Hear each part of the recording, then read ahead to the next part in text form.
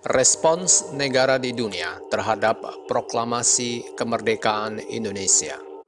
Indonesia membutuhkan pengakuan negara-negara di dunia karena ada dua syarat terbentuknya sebuah negara, yaitu yang pertama syarat konstitutif. Indonesia harus mempunyai wilayah, rakyat, dan pemerintah. Kemudian syarat deklaratif, yaitu diakui oleh negara-negara lain yang sudah merdeka sebelumnya. Dukungan Mesir terhadap Indonesia berlanjut ketika konsul jenderalnya untuk Bombay datang ke Yogyakarta pada tahun 1947. Tujuannya adalah untuk menyampaikan pesan dari Liga Arab yang mendukung kemerdekaan Indonesia. Peran Mesir sangat penting dalam pengakuan kemerdekaan Indonesia karena Mesir merupakan negara yang sering mengeluarkan anjuran agar Liga Arab mengakui kemerdekaan Indonesia, seperti Suriah, Irak, Palestina, dan Lebanon. Untuk membalas kunjungan Muim, Indonesia mengutus 4 delegasi ke Mesir. Kedatangan mereka bahkan mendapat atensi besar surat kabar Mesir. Belanda melalui duta besarnya di Mesir sempat terlebih dahulu menemui Perdana Menteri Norakshi untuk menyampaikan keberatan mengenai sikap pemerintah Mesir terhadap Indonesia. Duta besar Belanda tersebut mengingatkan mengenai kerjasama ekonomi Belanda dan Mesir, juga mengancam akan menarik dukungannya terhadap Mesir bila tetap mendukung Indonesia. Perdana Menteri Mesir tak gentar dapat ancaman seperti itu. Ia tetap menerima delegasi Indonesia dan melangsungkan penandatanganan perjanjian persahabatan sekaligus mengakui kemerdekaan Indonesia pada tanggal 10 Juni 1947. Indonesia mendirikan kedutaan besar di luar negeri yang pertama di Mesir. Mesir yang menjadi pemimpin dunia Islam kala itu mempunyai pengaruh penting dalam mendorong semua komunitas Islam dunia mendukung kemerdekaan Indonesia atas kesamaan agama dengan mayoritas penduduk Indonesia. Hubungan Indonesia dan India dari sisi kebudayaan memang sudah terjalin sejak abad pertama Masehi. Namun secara politik, kontak pertama tokoh pergerakan kedua negara telah terjalin pada Kongres Internasional menentang kolonialisme di Brussels tahun 1926 dan 1927.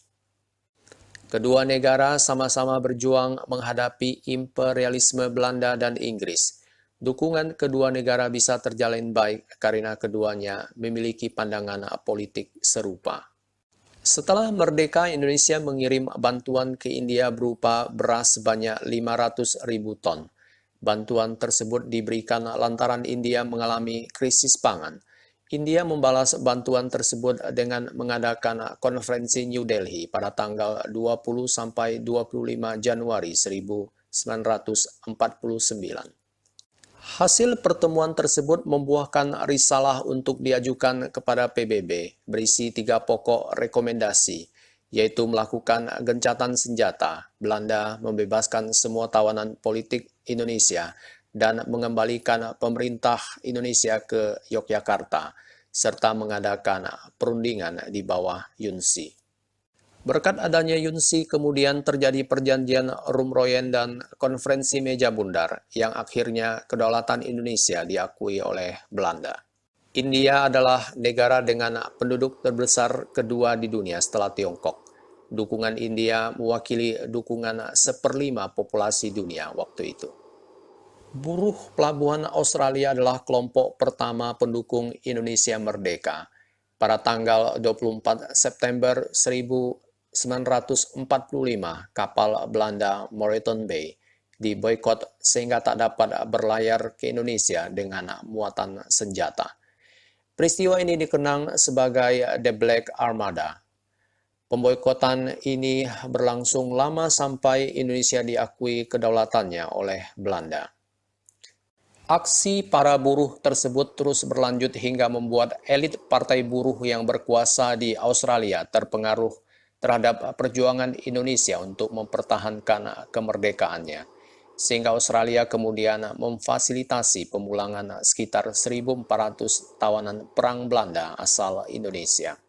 Pihak Australia juga mendorong Dewan Keamanan PBB mengakui kemerdekaan Indonesia serta menjadi anggota KTN dan UNSI atas pilihan Indonesia.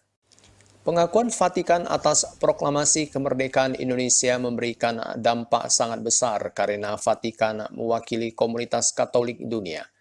Atas jasa dari Uskup Sugio Pranoto yang memimpin umat Katolik dalam melawan penjajah dan laporannya atas kondisi awal kemerdekaan Indonesia, maka Vatikan mengakui kemerdekaan Indonesia dengan membuka resmi kedutaan besarnya di Jakarta pada tanggal 6 Juli 1947.